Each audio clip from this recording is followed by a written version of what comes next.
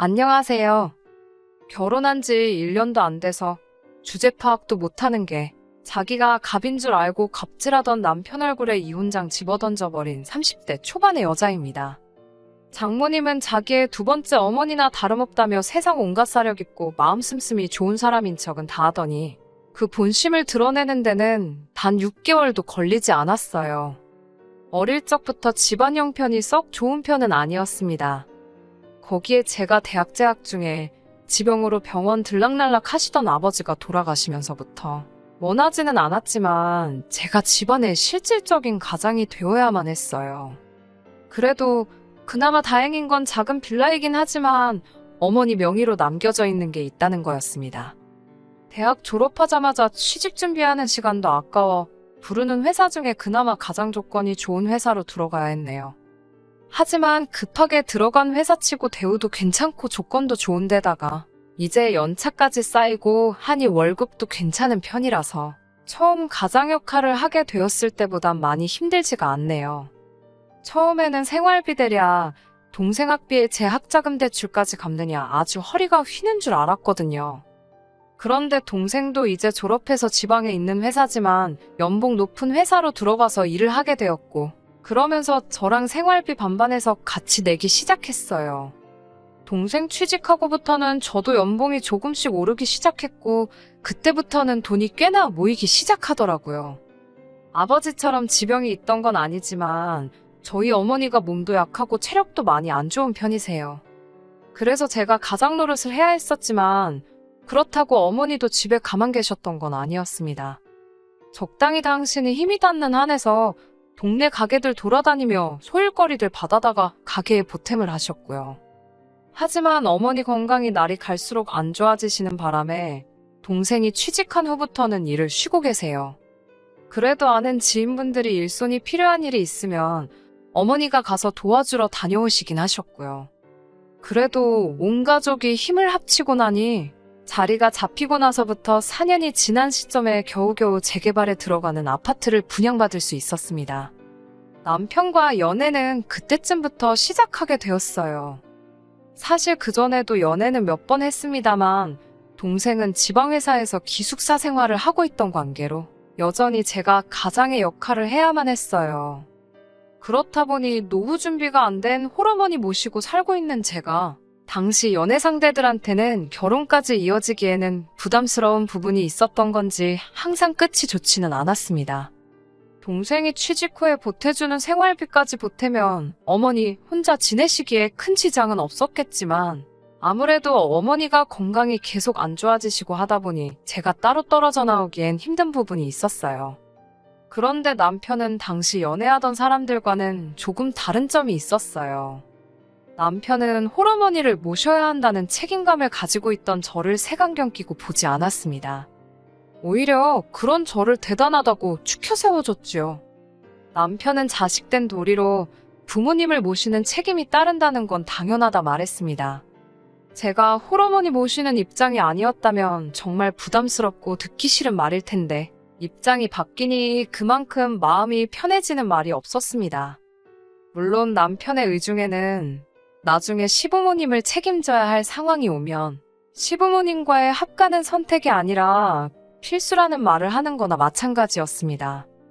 하지만 그렇다고 해서 당장 결혼하자마자 시부모님도 모시고 친정어머니와 온 가족이 함께 살자는 말은 아니었어요. 결혼 준비를 하면서 시부모님 쪽은 노후 준비가 어느 정도 되어 있는 것도 알게 되었고 시부모님 당신들도 딱히 합가에 대해서는 크게 기대도 생각도도 안 하시는 눈치였거든요. 친정어머니께서도 당신 때문에 제가 나이 먹고 결혼도 못하고 있는 거 보기 안타까워 하시기도 했고 결혼을 긍정적으로 생각하지 않을 이유가 하나도 없어 보였지요. 친정어머니도 남편을 엄청 마음에 들어 하셨어요. 영업직이다 보니 특유의 넉살이 있는데 부침성이 좋은 모습이 어머니를 안심시키기도 했습니다. 그도 그럴 게 어머니도 사실 남편이 제가 좋아서 결혼하는데 늙은 노모가 딸려오면 싫어하지 않겠냐고 장모님 모시고 처가살이 하면서 살자드는 사위가 썩 부담스럽다 느끼고 계시던 상황이거든요. 그렇게 남편과는 결혼 준비를 시작하게 되었습니다. 그때 남편이 모아놓은 돈이 6천 정도밖에 되지 않는다는 사실을 알게 되었습니다. 저도 사실 아파트를 분양받은 뒤 남은 돈이 2천 정도밖에 남지 않기는 했습니다. 허나 명의야 친정어머니 앞으로 되어 있었지만 사실상 제 집이나 다름없었기에 모아놓은 돈을 가지고 따지고 들기엔 제가 더 적게 해온다고 할 상황은 아니었지요. 남편 말로는 군대 취직 준비에 이런저런 일이 있다 보니 많이 모으지 못했다고 말을 해왔습니다. 그런데 그건 걱정할 문제가 아니지 않냐는 말을 하더라고요. 제가 집이 있으니 자기가 혼수는 서운하지 않게 채워오겠다 했어요. 요즘 시대도 뭐 남자가 집 해오고 여자가 혼수해오는 시대도 아니고 괜히 돈 문제로 왈가왈부하면서 다투는 것도 싫었어요. 그렇다고 제가 이미 집이 있는데 남편한테 집값만큼 뭐 해오랄 것도 아니었으니까요. 그런데 또 결혼 준비를 한참 하다가 남편이 어렵게 말을 꺼내기를 그냥 혼수도 안 해오면 어떻겠냐 물어오더라고요. 무슨 소리를 하려고 그러는가 싶었는데 어차피 지금 집에 저희가 쓰고 있는 것들이 있는데 굳이 뭐하러 새 것까지 사면서 새로 채울 필요가 있느냐 하는 겁니다.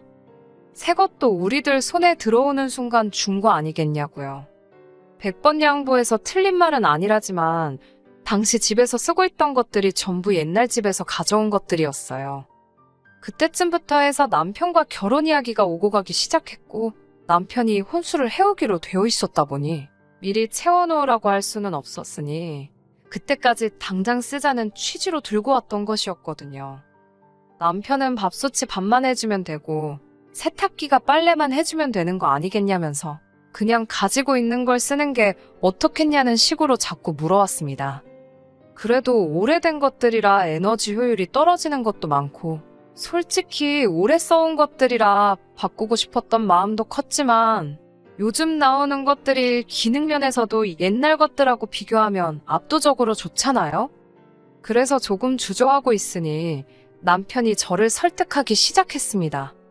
장모님 모시고 살겠다고 말할 정도로 마음 씀씀이가 좋은 사람이라 생각했으니 그 말을 철석같이 믿은 제가 잘못이겠지만 그때 당시에는 남편한테 이런 계획이 있을 거라고는 생각도 하지 못한 상황이었어요.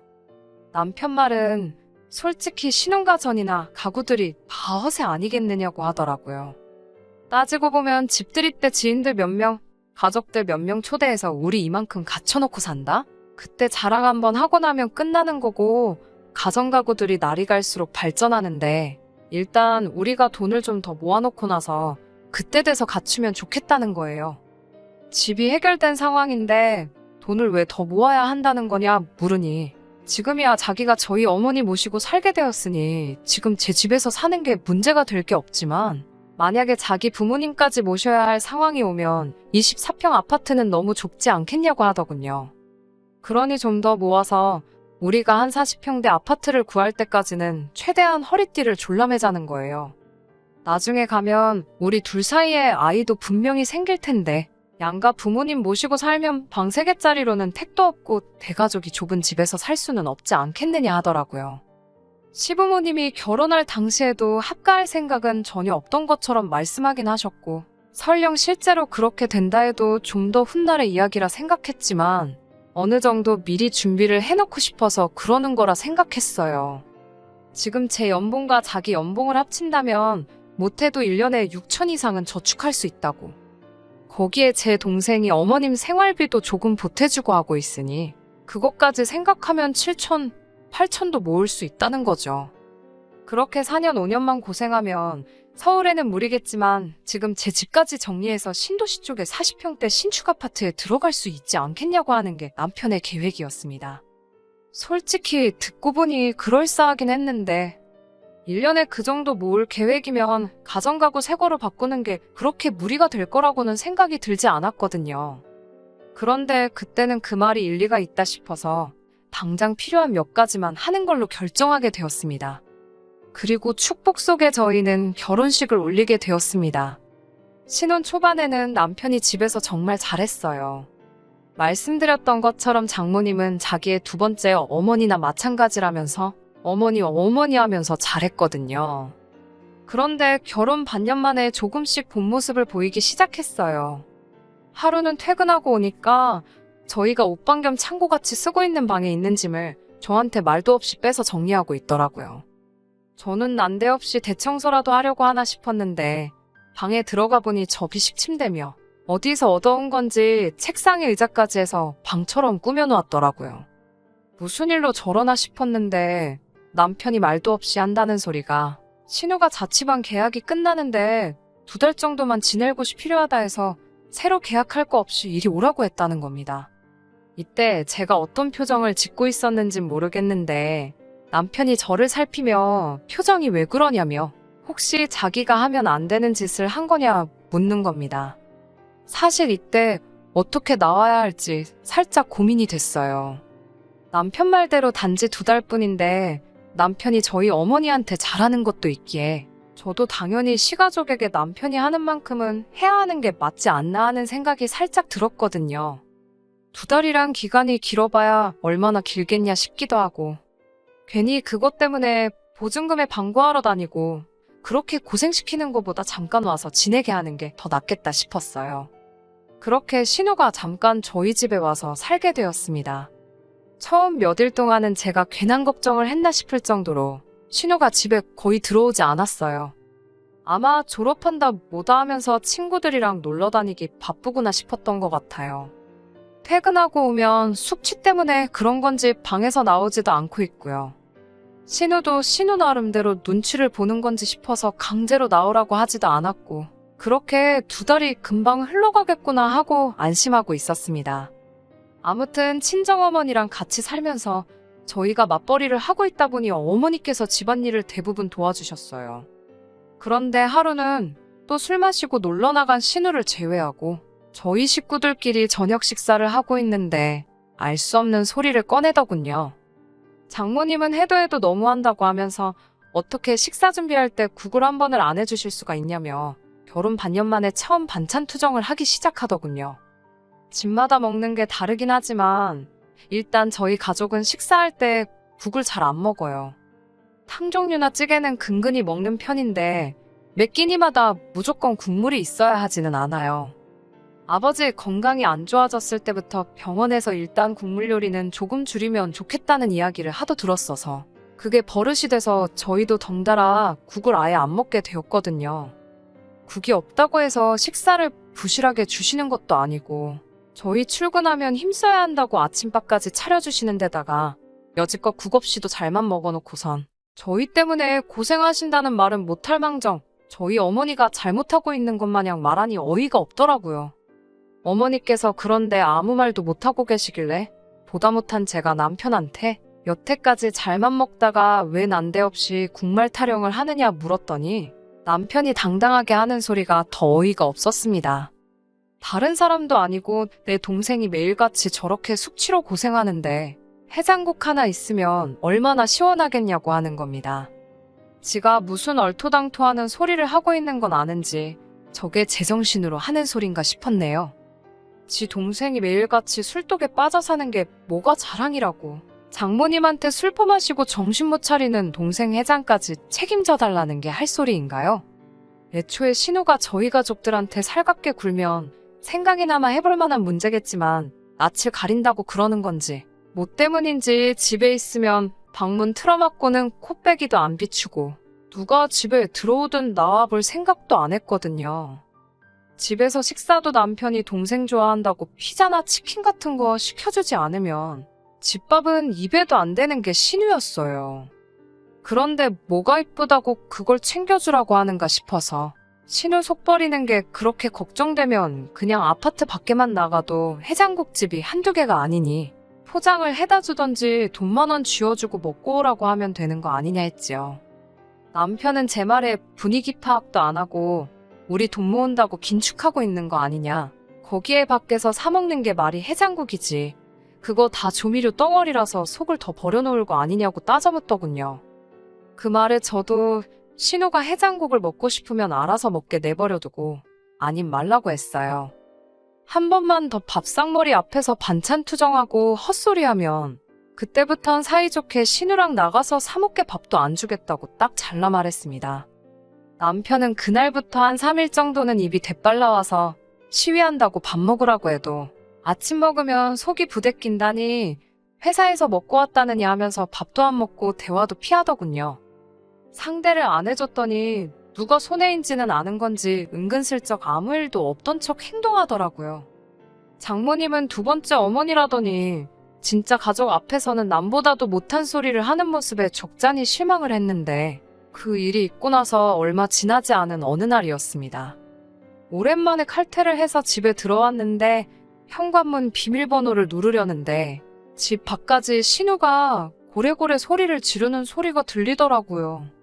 무슨 일인가 해서 급하게 문을 열고 들어갔는데 신우가 블라우스 하나를 들고 저희 어머니한테 큰 소리를 치고 있던 겁니다. 신우한테 저희 어머니가 사돈어른인 것까지 떠나서 그냥 모르는 사이로 만났어도 어른인데 아줌마 아줌마 거리면서 소리를 치는 모습을 보니 묻고 따질 것도 없이 저도 모르게 신우의 뺨을 올려붙여버리고 말았어요. 자초지종도 모른 채 저도 감정적인 부분이 있었지만 다른 사람도 아니고 제 어머니한테 버르장머리 없게 구는데 그게 신우가 아니라 그 누구였어도 똑같이 행동했을 겁니다. 신우는 얼굴을 부여잡더니 오빠 오면 다 죽었어 성질을 부리며 방문을 부서져라 닫고 들어가더군요. 어머니도 많이 놀라셔서 냉수 한 잔 가져다 드리고 잠깐 상황을 정리하고 있는데 얼마 안 있어서 남편이 퇴근하고 들어왔어요. 남편 또한 무슨 상황인지 알아볼 생각도 없이 저한테 어떻게 내 동생 뺨을 때릴 수가 있냐며 문 열고 들어오자마자 다짜고짜 저한테 성질을 부리기 시작했습니다. 네 동생이 어땠는지 아느냐며 아예 온 가족이 다 모여있으니까 한번 삼자되면 해보자고 방으로 기어들어간 신우를 나오라 했습니다. 신우도 지 오빠가 와서 그런가 기세가 등등해서 그제서야 방에서 기어나오더라고요. 손에 들고 있던 블라우스를 바닥에 패대기 치면서 이게 얼마짜린지는 아냐고 큰 소리를 내더라고요. 듣자 하니 저희 어머니가 빨래를 돌려놓았는데 세탁바구니 안에 그 옷이 들어있었다는 거예요. 세탁바구니에 처박아둔 걸 친정어머니가 무슨 가사도우미 분도 아닌데 그걸 확인하고 분류해서 옷이 안 상하게 잘 돌렸어야 했던 거 아니냐며 자기 옷 망가진 거 어쩔 거냐며 그걸 변상하라고 하고 있는 겁니다. 저게 사람인가 싶더라고요. 그 말이 끝나자마자 저도 모르게 또 신우를 한 대 때릴 뻔했어요.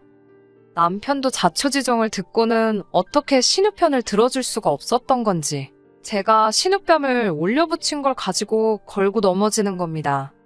더는 안 되겠다 싶어서 2달이면 금방 지나갈 줄 알았고 신우가 이렇게 되먹지 못한 개념 없는 사람인 줄 몰랐다고 그냥 이 집에서 나가라고 했습니다.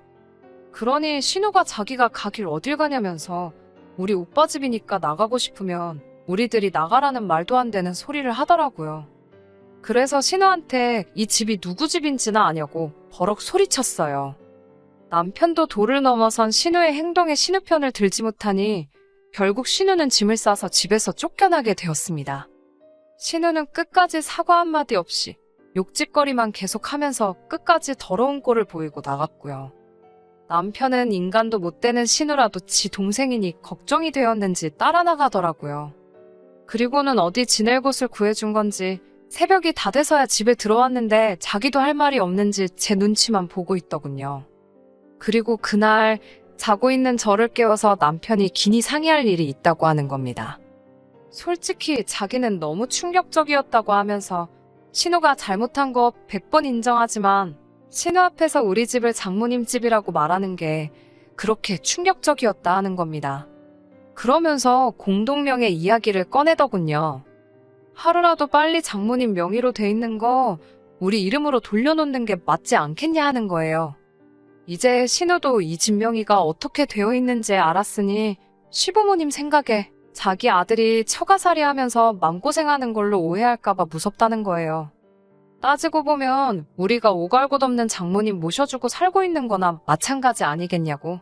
자기가 이 정도 희생을 하는데 공동명의를 요구하는 게 못할 건 아니라대요.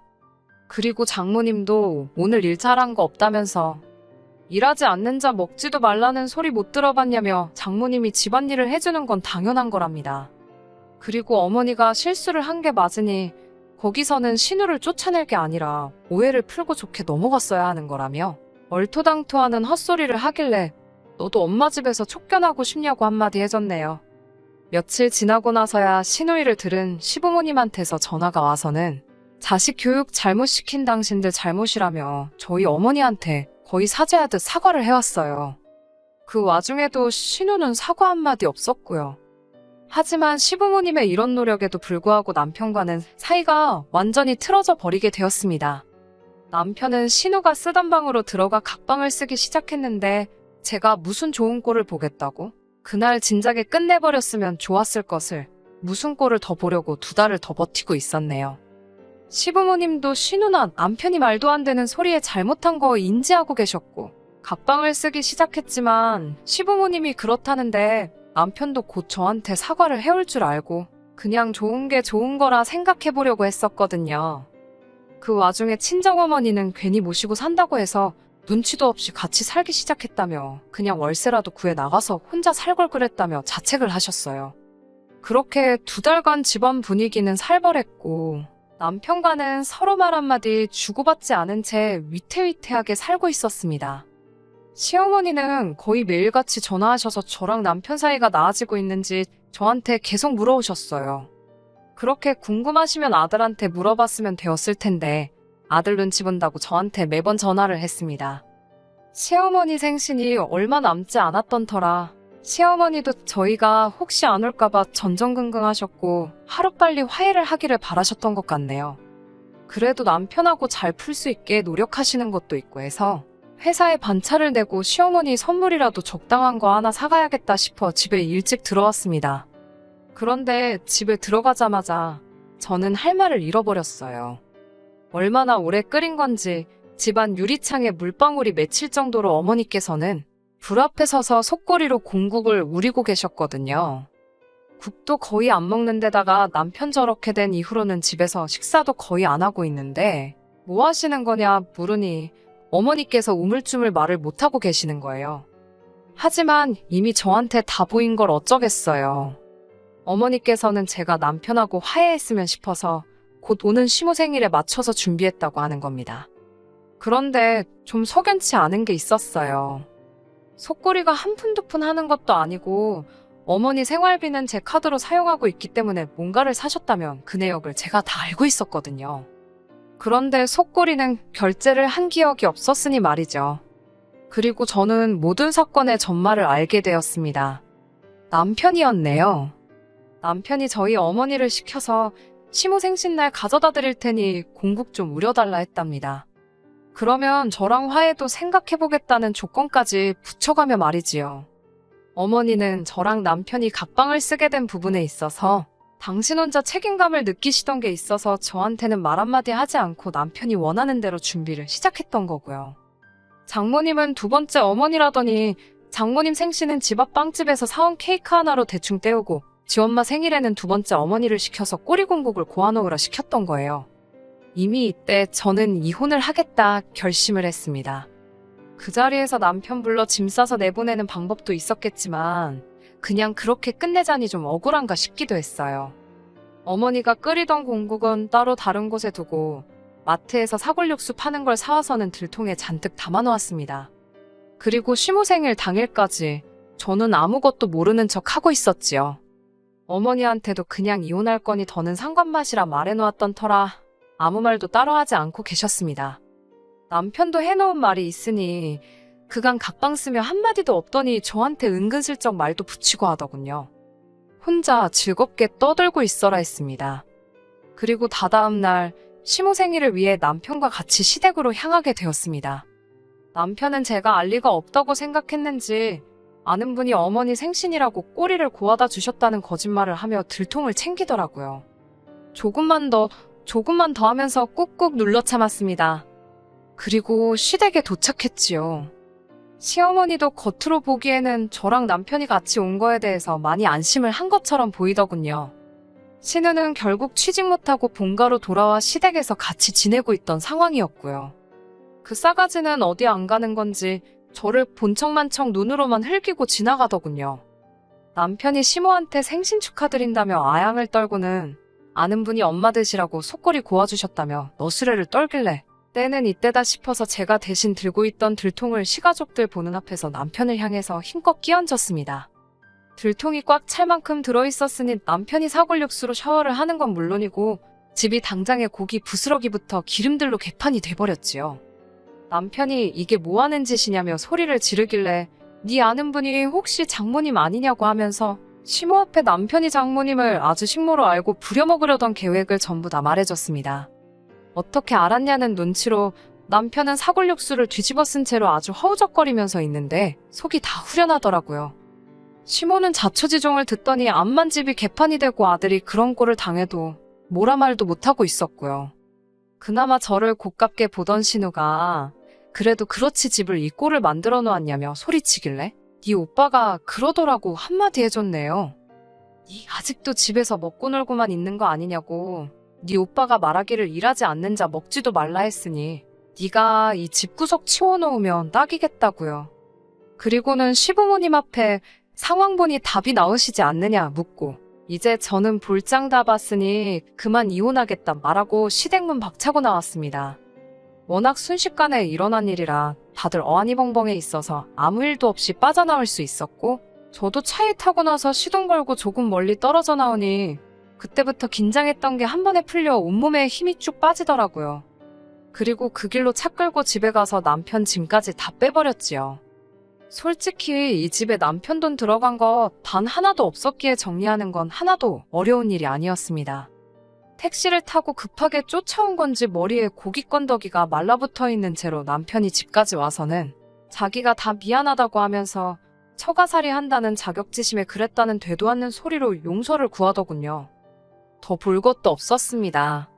이미 마음 고친 지가 오랜데 그런 사과 몇 마디 듣는다고 풀어질 제 마음도 아니었고요. 남편은 용서를 구하는 척 미안하다 빌기 시작하다가 생각대로 안 되니 사골국물 들이부은 것, 신우뺨 올려붙였던 것 전부 폭행죄가 성립된다니 어쩌니 하면서 저를 고소해버리겠다. 그래서 이혼소송에서 위자료로 전부 다 뜯어가버리겠다 큰 소리를 치더라고요. 어디 한번 하고 싶은 대로 해보라고 하고 말았어요. 솔직히 그럴 수도 있겠다 해서 걱정스럽긴 했는데 그 후에 변호사 찾아보고 하니 저한테 불리할 게 하나도 없다 해서 안심했어요. 그 이후에 시부모님은 또 사과를 해왔습니다. 신우와 일이 있었을 때 했던 것처럼 다 당신이 자식 교육 잘못시킨 탓이니 원망하려거든 자기를 원망하고 남편은 좀 용서해달라 하시길래 됐다 그랬습니다. 시부모님이 정상이면 뭐하겠어요. 당장 같이 사는 남편이 문제인데 사람 쉽게 안 변한다잖아요. 아들 자식 교육 잘 못 시키셨다고 하셨는데 그래도 자기 가족만 저렇게 최고라고 하는 거 보면 효자로서는 아주 으뜸 아니겠냐고 가족이에 평생 살고 싶은 것 같은데 그냥 품에 끼고 사시라고 대답해드렸네요. 친정어머니는 아직도 당신 때문에 제가 이혼하게 된 것 같다고 하시는데 이게 차라리 나은 것 같아요. 애초에 처가살이 하고 있는 주제 파악도 못하고 장모님을 모셔준다느니 어쩌니 하던 놈이었고 차라리 그 정체를 빨리 밝혀낸 게 다행 아니겠어요? 아니었으면 내 돈으로 시댁까지 호강시킬 뻔했으니 돈 한 푼이라도 시댁에 넘어가기 전에 재빠르게 갈라서 버린 게 말입니다. 동생도 다시 서울에 있는 지사로 파견을 나온다고 하니 다시 예전처럼 새 가족이서 알콩달콩 행복하게 잘 살아야겠네요. 제 결정에 후회가 없고 이제는 다 속이 후련한 이야기입니다. 끝까지 들어주셔서 감사합니다. 오늘의 사연은 여기까지입니다. 구독과 좋아요, 알람 설정 부탁드리고 더 좋은 사연으로 다시 찾아뵙겠습니다. 감사합니다.